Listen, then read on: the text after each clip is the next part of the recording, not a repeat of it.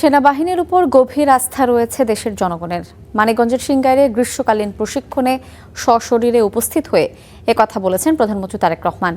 জাতীয় স্বার্থে পেশাদারিত্ব, শৃঙ্খলা এবং সর্বোচ্চ প্রস্তুতি বজায় রেখে সেনা সদস্যদের দায়িত্ব পালনের নির্দেশনা দেন সরকার প্রধান।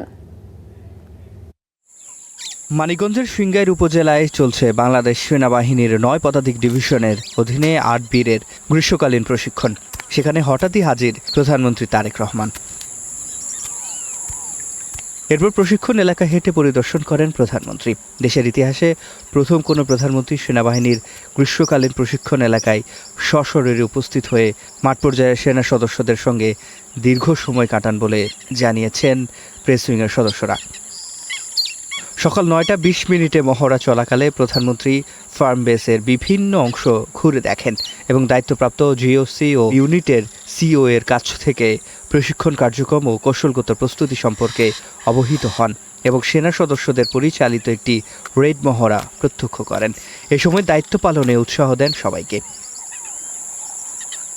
জাতীয় সংকট ও আইন শৃঙ্খলা রক্ষায় সেনাবাহিনীর গৌরবময় ভূমিকার প্রশংসা করে পেশাদার প্রশিক্ষণ, শৃঙ্খলা ও সর্বোচ্চ প্রস্তুতি বজায় রাখার উপর গুরুত্বারোপ করেন সরকার প্রধান।